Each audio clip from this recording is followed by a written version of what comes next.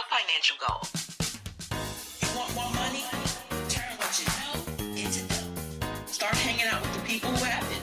You create wealth on your own terms. It is not only your rights, but your duty to build wealth. You are fiscally fabulous. It's time to enjoy your legacy. You're listening to Fiscally Fabulous with Dr. Teresa R. Martin, Esquire, a podcast that aims to provide you with the tools, guidance, and encouragement you need to build your wealth, enjoy your wealth, and leave a lasting legacy. Dr. Martin is an accomplished attorney, speaker, business consultant, and real estate strategist, an all-around self-made success who provides highly sought-after expert consulting in the creation, growth, and maintenance of generational wealth.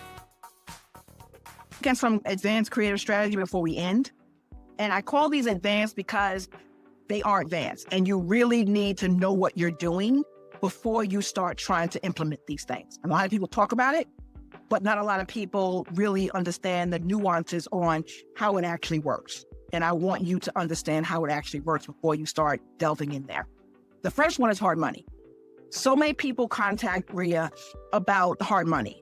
And I'm like, do you understand what you're doing in your deal? You need to really know the ins and outs of your deal before you start venturing out trying to get hard money, right? Because this is something that you don't take lightly, and you got to make sure you pay attention to the terms, right?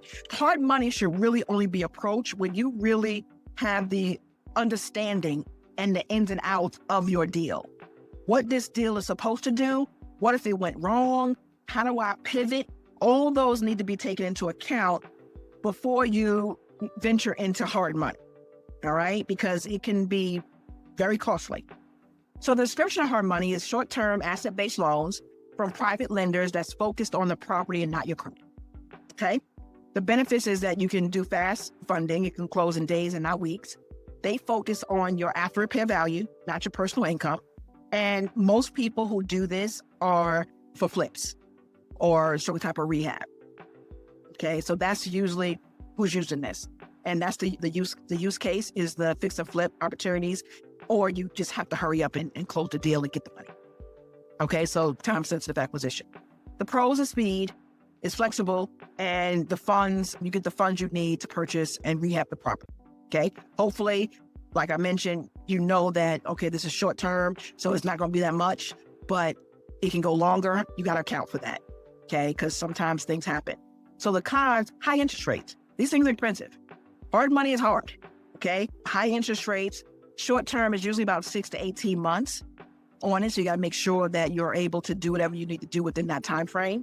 And these points and fees add up because not only are you paying interest, and you gotta pay points sometimes, right? And these points can definitely add up. And God help you if you need to extend, right, the time. So that's hard money. Should only be ventured into very informed, right? Make informed decisions if you're going to use hard money, okay? But it is a creative financing strategy, so it's included. Generational Wealth Zone is the leading resource center for driven female entrepreneurs. Join our supportive community and benefit from expert consulting and a mastermind group of like-minded winners. The future successful professional has a business coach, and the future is here, period.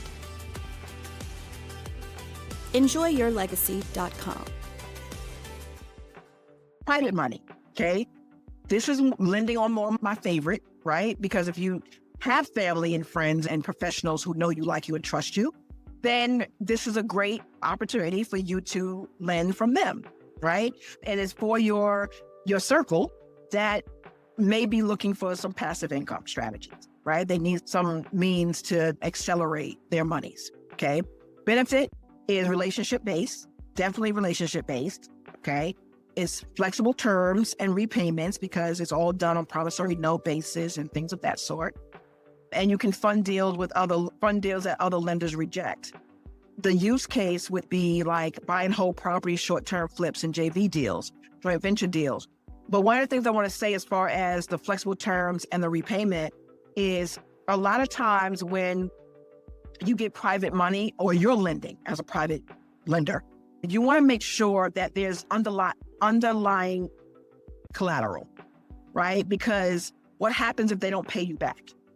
What happens if it gets stuck? I don't like being behind a whole lot of investors, right? I need to know how many private lenders you have, right? So I don't want to be a part of a whole group, like you getting 5,000 from 20 people, okay? Because now if something goes wrong, I got to go behind and all these 20 people got to get their money back. And I don't want to do that. So I only would get into deals that has underlying collateral. So I would probably be one of, or the only, right? So probably one or two. And we would have to figure out how that works and who's going to be in first position, who's going to be in second position.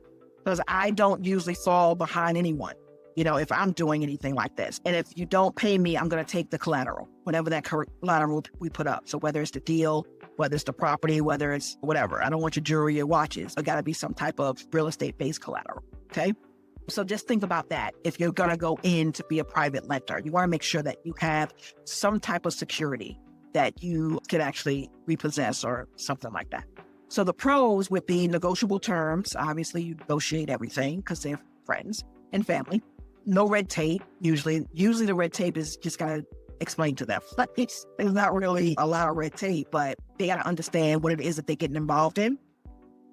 And it builds long-term funding relationships because once you pay them back with their interest, they're going to do it again, right? So it builds that long-term type relationship.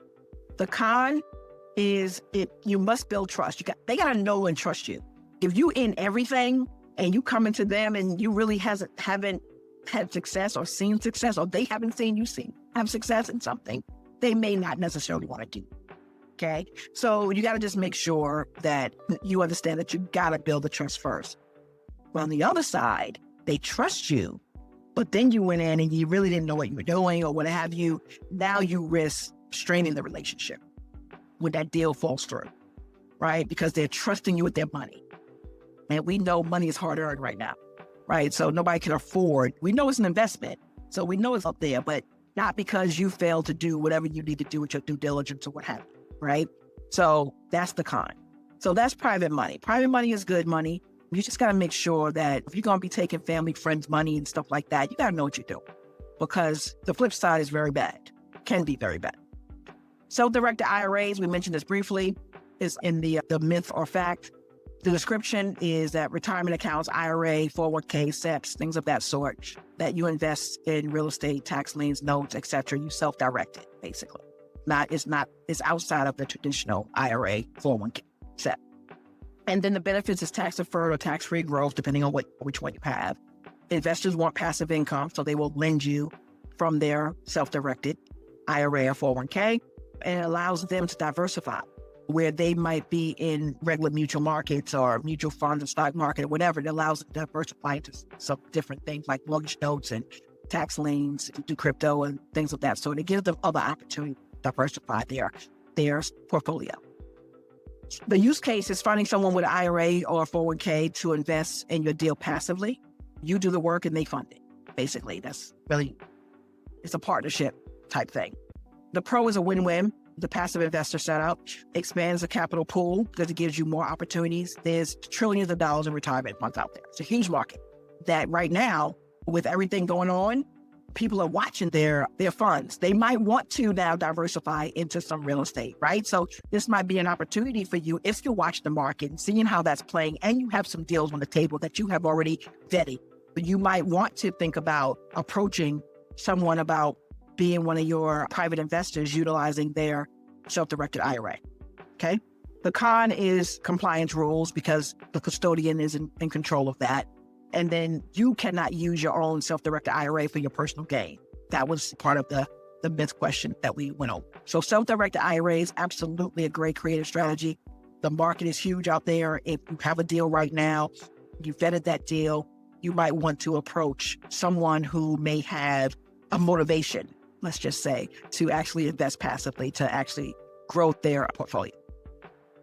Fiscally fabulous, fiscally fabulous, fiscally fabulous, fiscally fabulous. Our lifestyle business is money.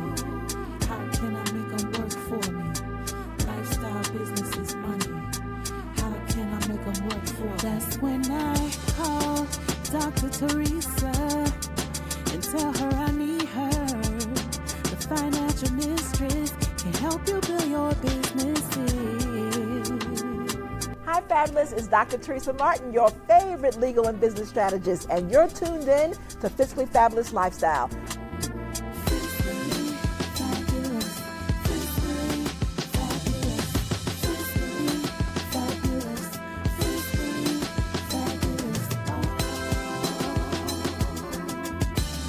Strategic refis, this is when we do turnkey investing. This is usually one of the strategies we use to multiply to create wealth, right? You use the equity for one property as a cash out refi to fund another investment.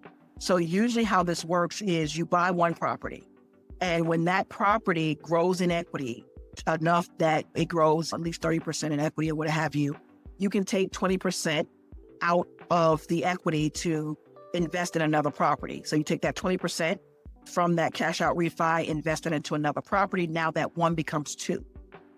And then you do the same thing. Now, when you got the two, you take out the 20% when it grows, and then that two becomes four, and then so on. We try to do this until we're at 10. 10 solid turnkey type properties. A lot of people don't like turnkey because they think the price point is high. I'm like, it depends on how you're doing your strategy, because I have not known a lot of people who can do the play on their own without doing the turnkey, because you're doing it on your own and you have to get the team, and you don't really know when it's time to cash out. You don't really know all that. So even though people think that turnkey real estate might be expensive because you think you can come lower on the end, just check your numbers over a 3-year period and see how much money you have put in and time you have put in the management of that property, and then compare your property with a turnkey property. We have plenty of people in the RIA with turnkey, and just compare your portfolio. I guarantee you our turnkey portfolios will far surpass yours, because the team knows exactly what to do with the cash out refi. They also understand how to do the performance where it makes sense, and to make sure that you're now throwing off those tax strategies that you need to reinvest. So the benefits of doing strategic refinancing is the leverage appreciation, the consolidation of debt, and helping you boost your portfolio growth, because like I mentioned, we're taking monies from equity from one property to throw off into another property.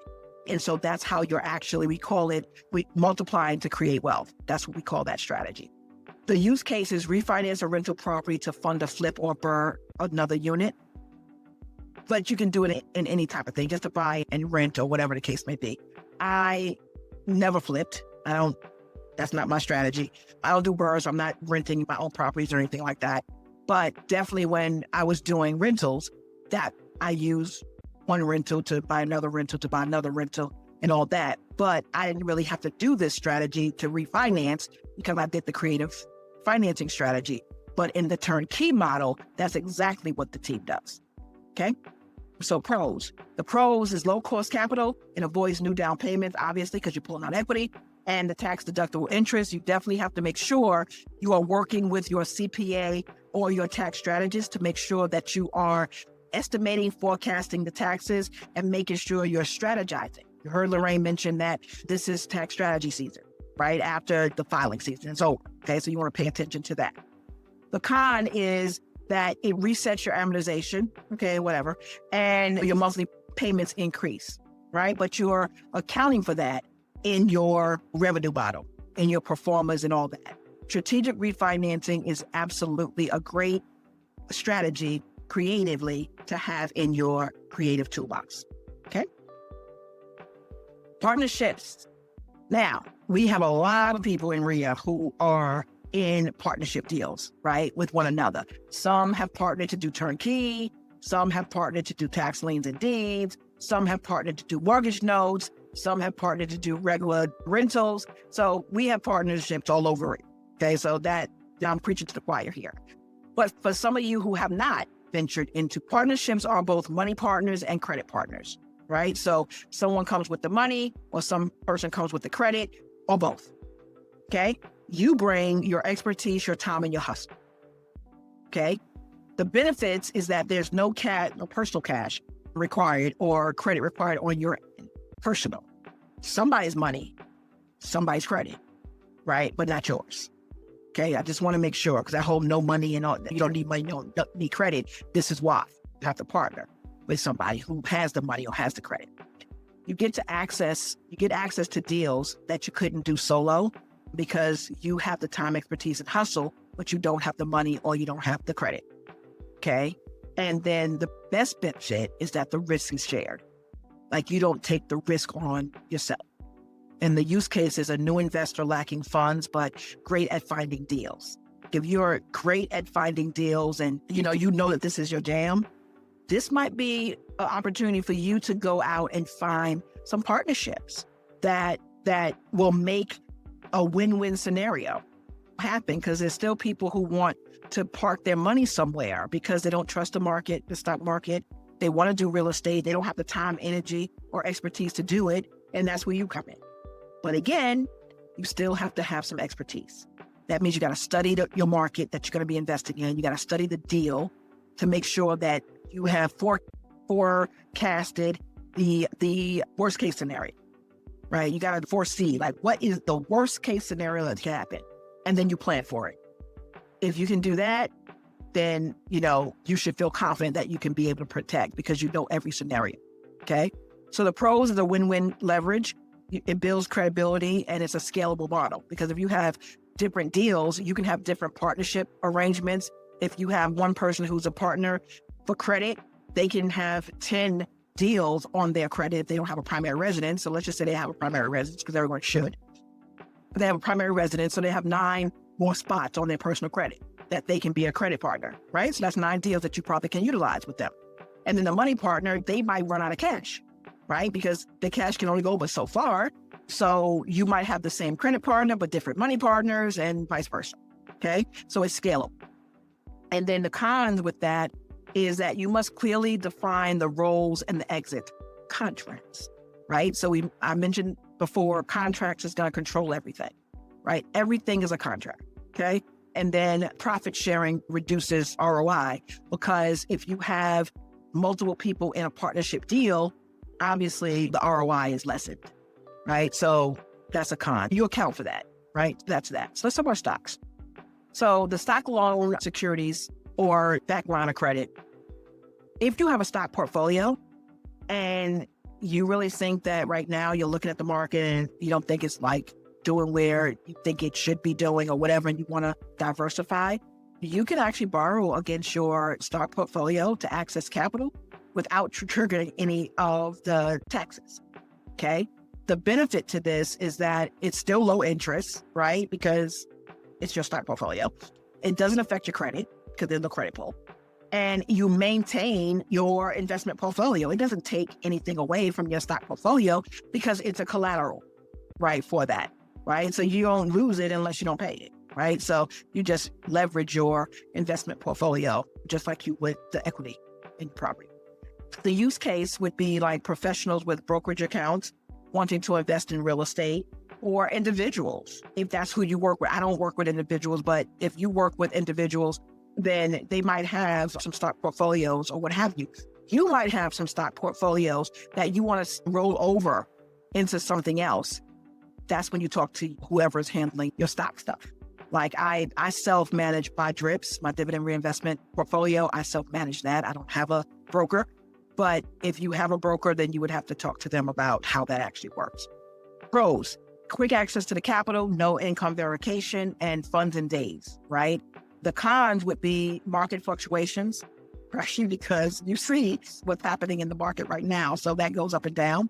And usually it requires 50K or more in your stocks. Now you have to have a portfolio of 50,000 or more in that portfolio in order for you to be able to leverage it to get a stock loan or a stock loan backed credit line. Okay. But it's definitely creative and you can utilize it. Now you see why this is an advanced strategy. All right. Shared appreciation. So you probably heard about shared appreciation, but didn't really know that's what it was called, right? Because a lot of us talked about this a lot when we were trying to figure out, okay, this property is too much, the seller wants too much for this property, what have you, right? So this is when The lender reduces your payments in exchange for 1% of the future appreciation when you refi or sell. The lender here would be the seller, right? Seller finance, right? So that's when they're like, okay, I will reduce your payments. And when you sell it, because it's going to appreciate, when you sell it, I'm going to get a percentage of that. All right.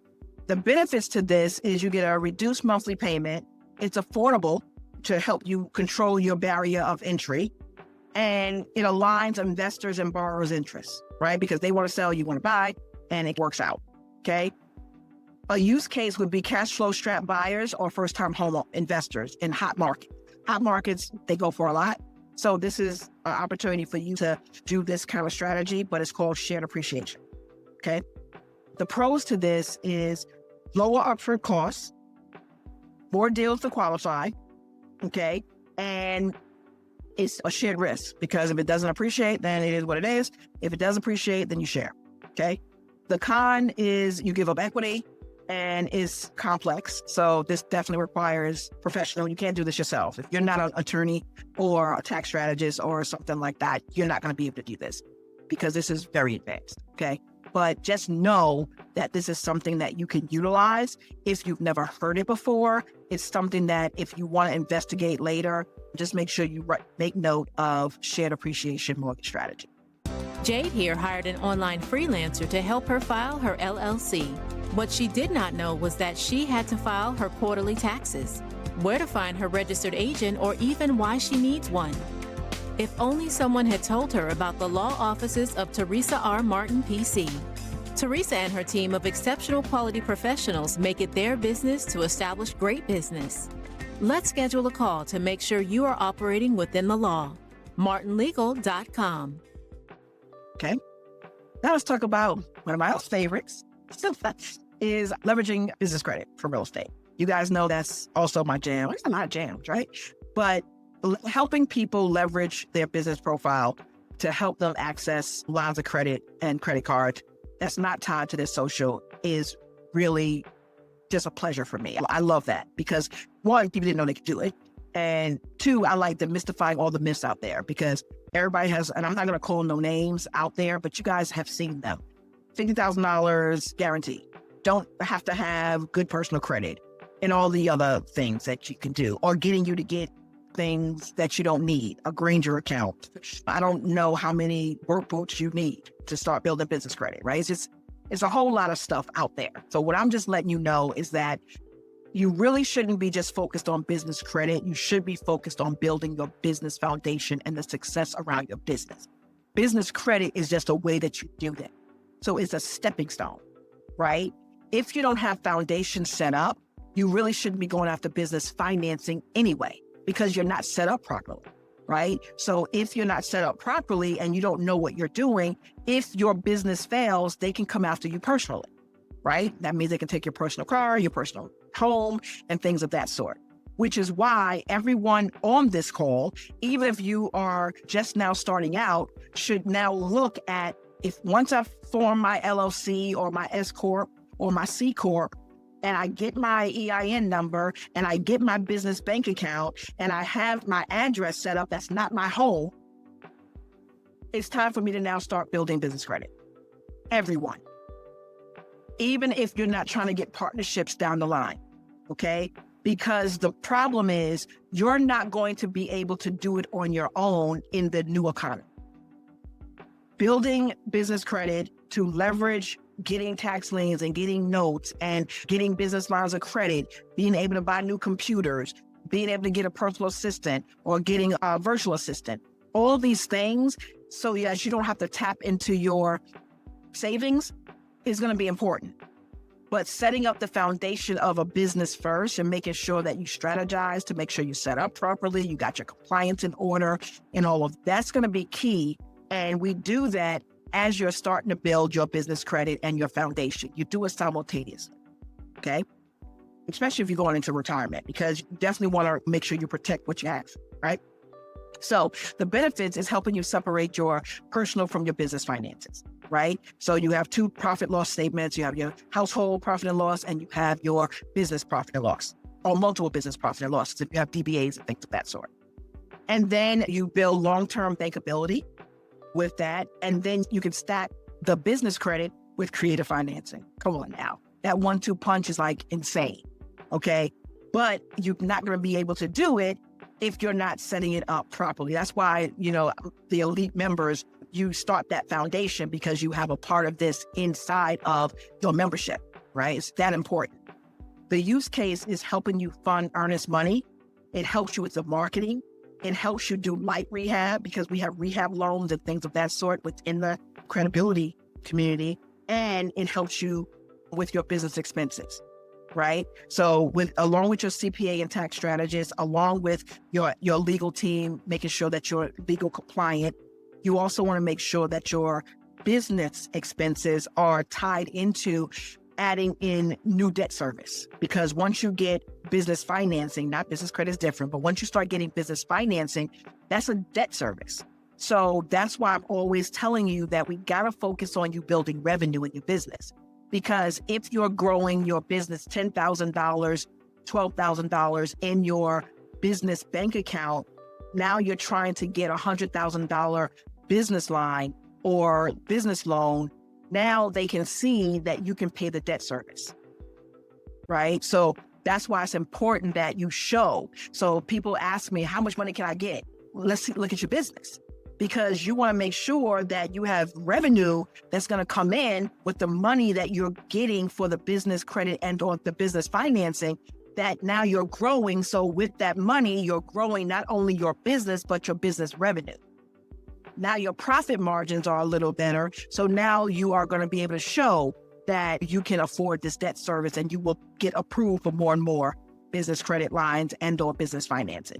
That's how it all works. But it's creative. And if you're not looking at business credit as a creative strategy, shame on you, because that's what it is. It's OPM all day long. And it's important that you start building your real estate portfolio, even if you're not trying to build a whole real estate empire. Just if you're trying to build it on your own, like for your own family, you still need to focus on how you're getting funding for this. And you start small because business credit and alternative financing is not traditional. It's not through SBA until you get to a point where you actually qualify and you can do the blood sample that they require. That's quite crazy. That's what you need. So the pros is credit without personal guarantee in most instances. Some, if you got good credit, we definitely tell you use your good credit because it accelerates the process, right? But it's a way to do that. It opens up cash-based options. And it boosts your business credibility because now more people are funding you. My specialty is credit card financing. So I help you really grow your business. If you have good credit, I help you grow through the business credit card coaching model, okay? Just basically doing business credit cards to grow wealth into your business. And it's so awesome. And it helps you accelerate the bankability of your business. But it's credit-based. Anything with credit cards, obviously, is credit-based. If you have, that's a way that you can actually use that, but you got to know how to use it. Because a lot of people do stacking and all this other stuff, but you don't really know how to model it and do it the right way. So you want to make sure that you're doing it the right way. But it definitely boosts your business credibility. But the cons, it takes a minute, 60 to 90 days to build properly. Right? Because you got to make sure your foundations are set up and all this other kind of stuff. But once it's set up, then you can go. Okay. And then once you get business credit, you got to maintain it responsibly in order for you to scale. It's not like personal credit. It's not like you can get a business credit and credit card and then put it in a drawer. You got to use it. Okay. Because it has to report. And then that's how you build. Okay. So that's why it's important that you do it the right way. So let's talk about the credibility system before we end. Most of you have already, if you went to Fiscally Fabulous conference, most of you have already gone in and did your lender compliance. Some of you just went in, never went back in. Shame on you too. But it's a step-by-step path to help you fund deals using business credit, okay? It includes helping you with your vendor setup. It helps you understand and start your credit tiers, and it helps you create your funding strategies around what you want to do and where you want to do it, okay? It's designed for investors who can't use traditional financing right now because they just started their business yesterday, right? So you need time to build it, right? So for those people who have not yet gone in and at least look to see where you are and what you need to do to build, go to member.creditabilitybusiness.com and just see where you are and log in and finish your lender compliance items for that. Okay, that's going to be important. Those people who already have an account, don't create a new account.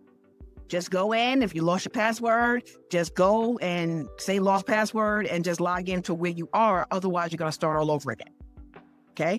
It's important that once you get in, because you get that little free membership to see where you are, and it helps you go through the first part of lender compliance. So you get all that for free. And then if you want to get access to more of the funding options, obviously you choose what subscription you want to be a part of. Okay? This has been Fiscally Fabulous with Dr. Teresa R. Martin, Esquire. If you would like to learn more on how you can build generational wealth and leave a lasting legacy, go to www.enjoyyourlegacy.com and be sure to subscribe. Thank you for listening. Until next time.